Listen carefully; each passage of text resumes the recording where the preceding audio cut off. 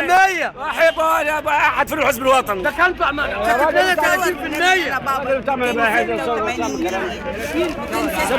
هم ما بيسمعوش الا الحس العالي. احنا كبار مش راضيين على الحس. انتوا اصحاب الفيلات. وانتوا اصحاب الفيلات. انتوا بتاكلوا حمام وفراخ. انتوا بتاكلوا حمام وفراخ. واحنا الفول دوخنا وده. واحنا الفول دوخنا وده.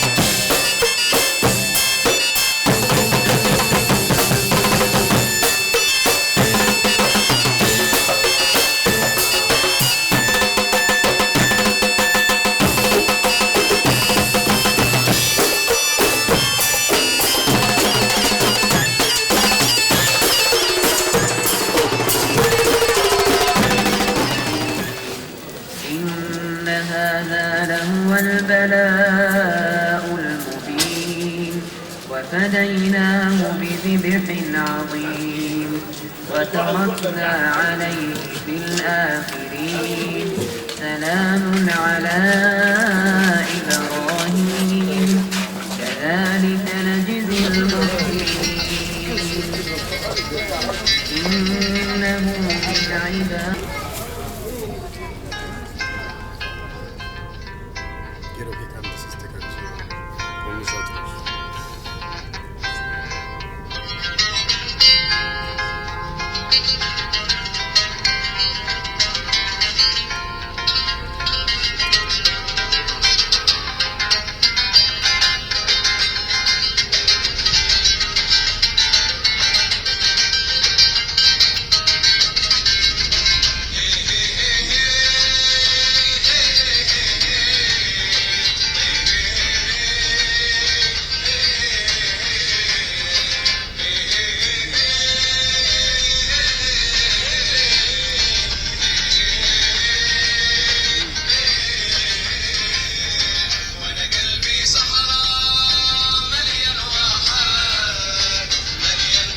قلبي صحراء مليان وحال.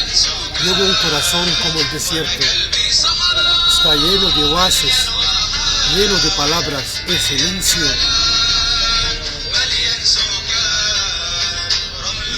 Arena y colinas, piedras y rocas.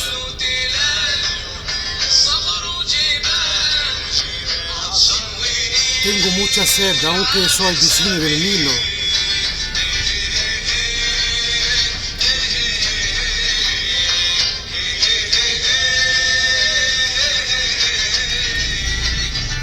Un camino largo y se ven las olas del espejismo.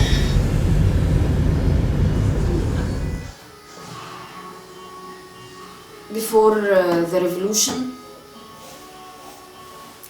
I don't want to be. I don't want to get so dramatic about it, but I think I was depressed and you know, the conditions were so bad, and especially to our generation, we felt like there's no hope. There's no hope in not only in your career, there's no hope in living a human life. There's no hope in people. So you just lost your belief. And I took this bullets and small bullets. So I had like 25 of them. Pellets. Yeah, pellets. Yeah, they are used for hunting. Yeah. you may be killed, like in any time, in any place, because there's no guarantee on anything, and you're seeing people dying from killed from snipers.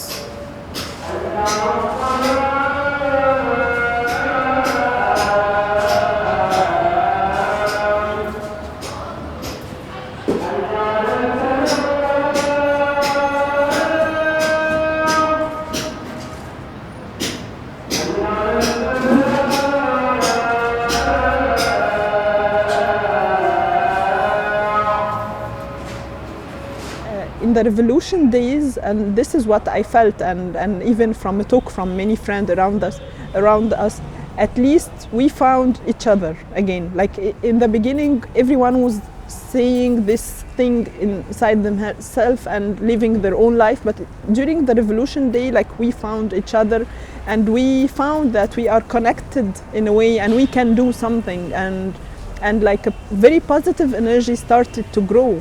I wasn't afraid. In the opposite, I felt that I have many friends and people that I know there, and I was thinking, one of the things that I was always thinking, how later when I will have children, how I will say to my children, no, I couldn't go to my revolution because I was staying at home watching TV. So it was actually, I couldn't. I felt that I have to go.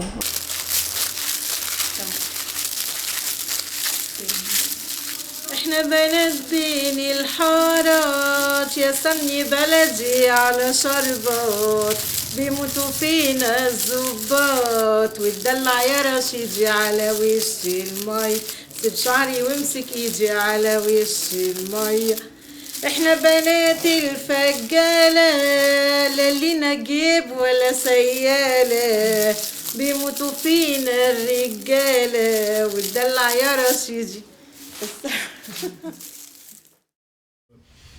The people in the Tahrir, when they left, when the army and the police entered the Tahrir, we escaped because they were shooting us.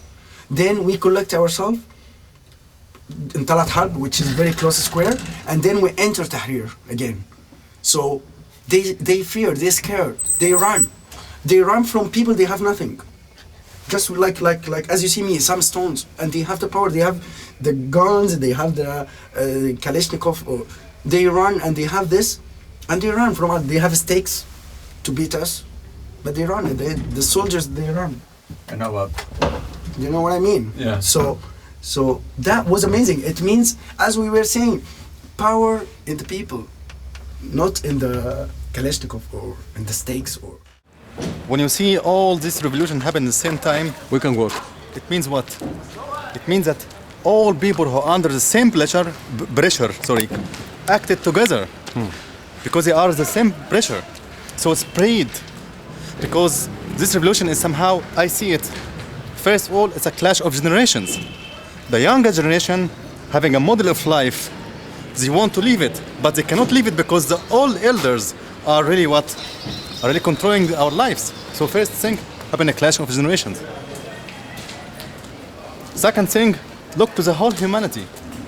Somehow we are all slaves into these systems of unfair world, unfair living. People are really inspiring each other now, trying to upload a big vision of what kind of life we want to live together. And of course it will go everywhere. It will go to this way. What did you say about the purpose of living?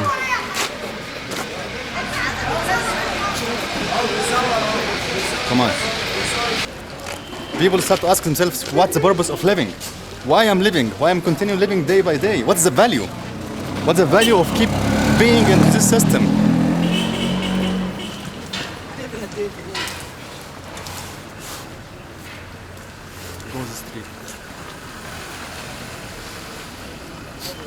And as long as there is no answers for that, we will live in total emptiness. And I think this rebelling consciousness, which is uprising collectively and globally now, is because of people are now realizing that they are majority ruled by elite of people who are abusing them.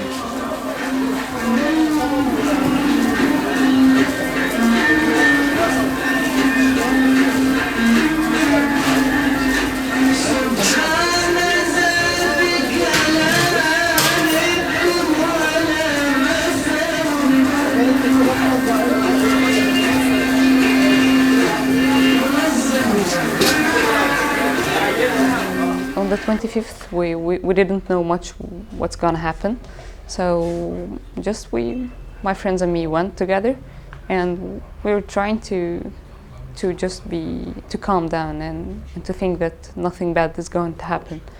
And after this, also in the 28th, all the Egyptians knew that it's dangerous, but they all went to the street on this day. So that's how the revolution succeeded. Oh, just this day succeeded. The revolution is not end yet, of course. There is nothing 100% safe in your whole life. You can die at any moment, at any place. So it's going to the revolution isn't more dangerous than crossing the street. You can die in both. A little bit, when you start, you get afraid, but later on, when you see a lot of blood, a lot of people killed, and maybe you have some friends get hurted, and you see a lot of people died. Later on, you lose the fear by time.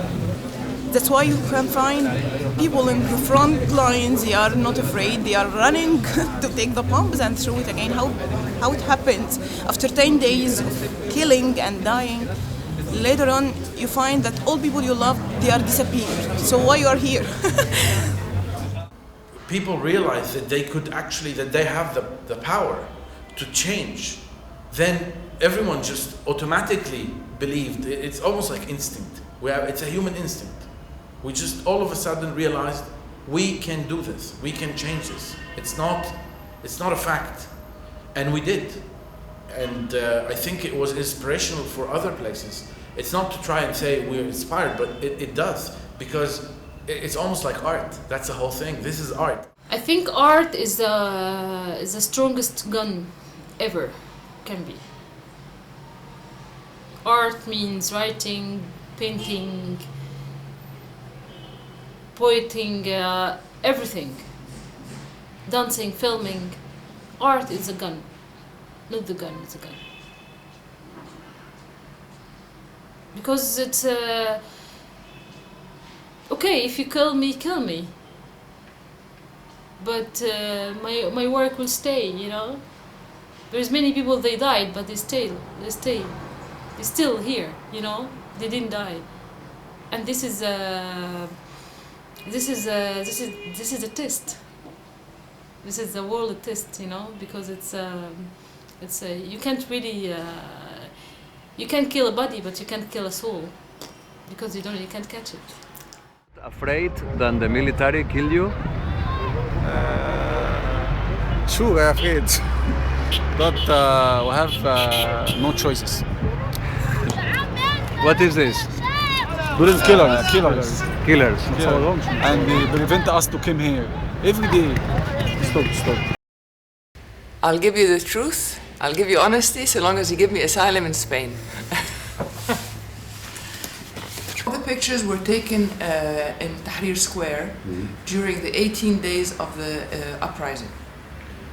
It was a bit dangerous, but that's the fun part, because what happens, it's dangerous, they scream at you, they tell you you're not allowed to, and then an interaction happens. You go to the soldier, say, oh please, he tells you you're a spy, and I say I'm not, then he tells you why you have a big camera, and I say, so there's always a play. I found it that yes, I could be a target for the snipers, but at the beginning I didn't feel like I was a target for the snipers. Only since the end of December, with the latest army attacks, that I was scared, because they were standing right in front of everybody with their snipers on top of the buildings and playing around with everybody, and people were just following around. I mean, it was not a joke, and I was extremely scared.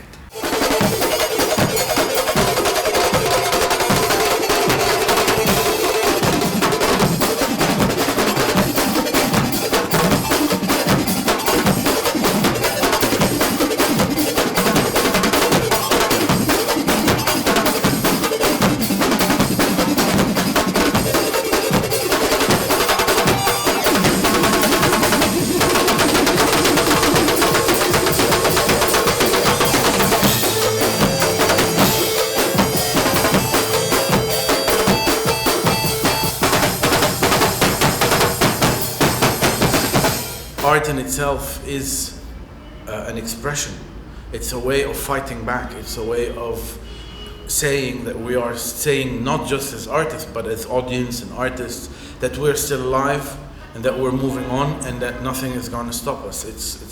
I'm not talking about the content, but I'm talking about the action itself of going on and doing a play or doing a dance piece, even if we're not talking about the revolution, even if we're talking about other topics, because the revolution is not just about changing a system.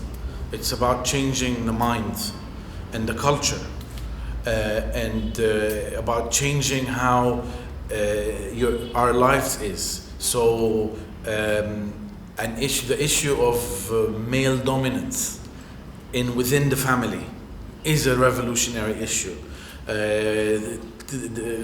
Like trying to dismantle the figure of the father within the family is a revolutionary issue. Talking about or looking at a love relationship in a couple and the structure of power is a revolutionary issue. Yes, of course, it's what we get all the time from the West, which is the image of the women in Egypt and the Middle East who are repressed and who are held behind bars and don't have their rights and they cannot express themselves. And what I wanted to say to you was that, well, it's not like that, and we are here and we can do our art and do our music, and it's just this image that the West uses for marketing and to sell, basically. But maybe if I point my finger at someone and I tell you that this is the bad guy, then you automatically understand that you are the good guy. So maybe they are saying, yes, those are the repressed women. Those are the women who are not free. So the women in the West automatically feel that they are liberated and they are free, and they are the ones who can truly be free. There's no reason to be surprised that Egyptian women or Muslim women can be smart, can be articulate, can be intellectual, can be powerful. Women are oppressed all over the world. It's not about a particular culture. It's about patriarchy, which exists all over the world. Men and women are extremely concerned with how women are dressed. We're concerned that Muslim women cover their hair, that Muslim women cover their faces. At the same time, we're concerned about what kind of dress Britney Spears wore to this party. Let women wear whatever they feel like wearing. Cover their faces or not wear anything at all. Why is this a topic of such great concern? There's a level of ignorance and there's a level of brainwashing that takes place not only here but also in the West, and that the media at the end of the day has constructed images that people have absorbed as being definitive images. And the problem is true in both sides. A demonstrator holding a billboard in Wisconsin saying, Egypt, please help us. So, on the same level, you have all of a sudden America that's been telling everybody and that's been feeding that idea that Arabs are terrorists. All of a sudden is asking, you see American citizens asking for Egyptians to help them. فكروني ازاي هو انا نسيتك فكروني ازاي انا امتى نسيتك انت اقرب مني ليا. Two Egyptian artists passed away during the revolution. What happened? It's Ahmed Bassiouni and Ziad Bakir. Ahmed Bassiouni, he is an artist. He's a visual artist, and he was there with his camera trying to document everything. He was praying with someone on Tahrir Square. They were staying in Tahrir Square, so he was praying with someone, and then when during prayer he saw the man beside him like died from I think someone like Kannasa. They shoot him. Sniper. Yeah, sniper. Yeah, exactly. So they shoot the one beside him, so he died. So that's why he was running with his camera, and he wanted to document this to put it on the internet to let the other know what's happening, but they didn't give him the chance. So he was the second one that and then with other more details he passed away. Me myself, I lost two of my friends during the revolution, and actually another one is a brother of a friend of mine as well. But the two, they were an artist. Ahmed Bassiouni, he was an artist, a visual artist, and Sally Zahran also, she was an artist. Works with theater, and we just lost them.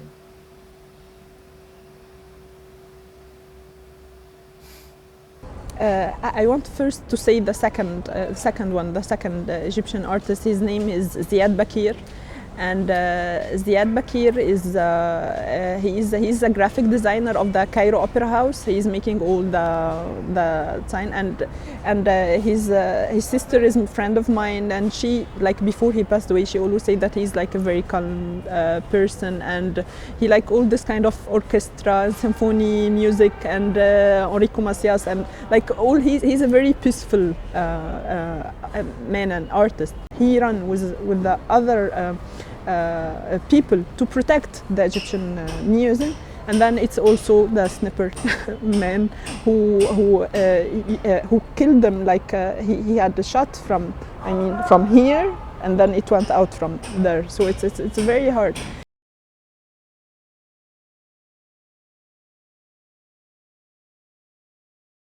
ده هو نبينا محمد عليه السلام.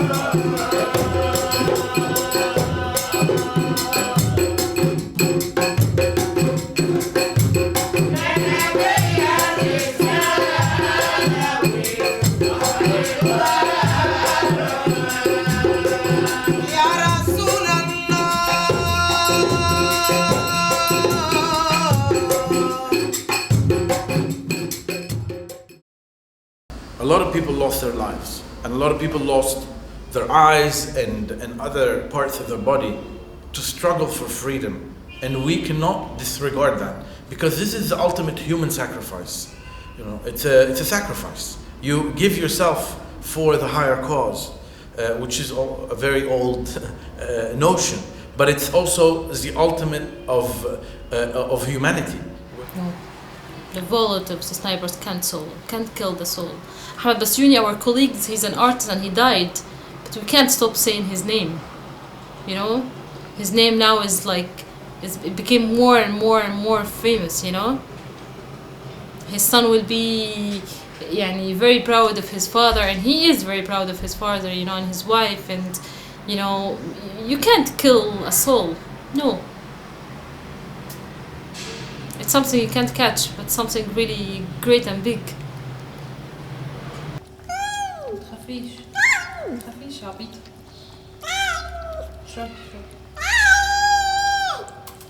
In the end, we are like, this is one of the things that we usually talk, and I think now it started to be clear for other Egyptian community, that artist is not someone who is living in their own purple life. In the end, we are human who are affected with all these things. In the opposite, we are like more sensitive to all these things that happen around us. They don't understand Yes, yes. Yeah, you're right.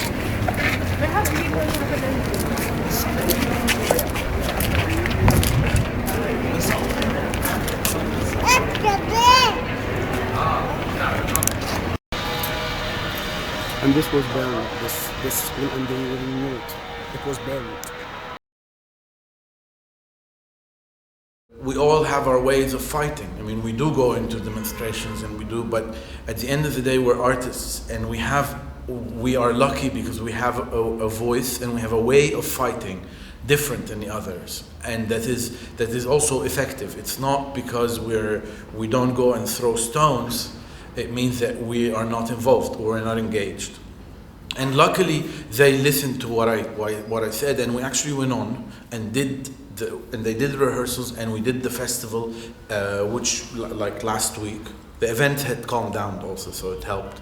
And it's true that the theater is surrounded by barbed wire and walls and army and police, but just the fact of bringing the audience in across these barbed wire, hundreds of people coming to see a work of art and to watch these young people, say what they have to say, is in itself a struggle, part of the struggle. It's as important. And this is something that we always have to remember, is that art also flourishes during all times of a society. Art always exists. Ahora vamos a trabajar. Que sepan que el camino es largo y no hay que luchar y no hay que parar. Así ya pueden conseguir la libertad. Y la libertad es en absoluta o absoluta que no hay, pero el camino hacia la libertad es la libertad misma. El camino hacia la justicia es la justicia. El camino hacia la dignidad es la dignidad. No hay camino. La dignidad no hay distancia. ¿Sabes? Por eso, por ejemplo, cuando veía a la mujer que la arrastraban en la plaza donde iba a buscar la libertad y la arrastraban ahí, esto me impresionó mucho. Porque cuando en el sitio donde vas a pedir a buscar la libertad y te hacen eso es un mensaje no solo a la mujer, pero a todos los hombres del pueblo, que os cuidáis, que no rebeláis contra nosotros.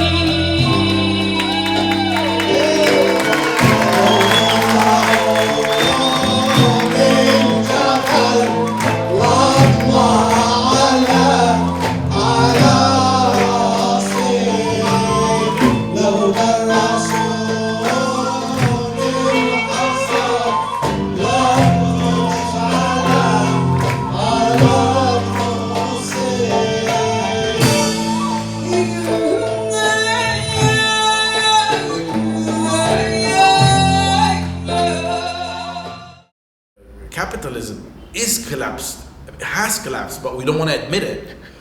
It doesn't work to have societies where people are starving while societies are extremely rich. It doesn't work that banks make loads of money and governments bail them out with poor people's money. It doesn't work. And it's unacceptable. It doesn't work that we are completely using all the world's resources now and discarding 50 years down the line, where no water where regions won't have water, where fish will not going to be enough in the sea. We can't just not sink together on this. But it's how people have to change inside themselves before that they want a change on the politics thing. And now hopefully many change starting to be in our own life, but also we need to work on ourselves more and our aim in our life. we don't get the option to vote for an uncompromised and uncorrupted candidate, because the whole system is compromised and corrupted. So in how can you be uncompromised and uncorrupted inside a compromised and corrupted system? And what we need now is to be inspired by the revolution as an intellectual concept into changing the rest of our lives. And I think it's the role of art and culture that does that. And you know, we're ready. We're here. We've been through worse. So I don't like to talk about the revolution now. Any special reason?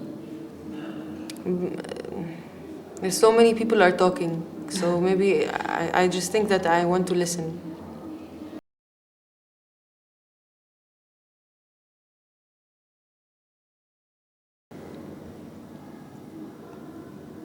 Pew, pew, pew.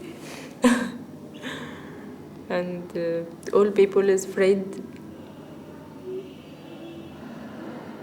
There was the sound of chanting, the sound of the panic of the people, the running, and of course the bullets. Yani different guns.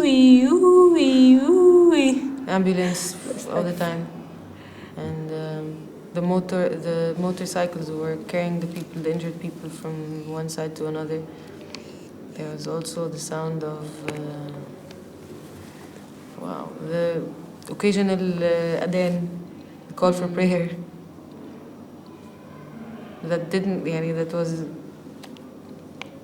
I don't know. And there was the sound, silence, definitely, between the bullets, between the shooting. You could hear the silence very well because you were hearing something very loud at one point.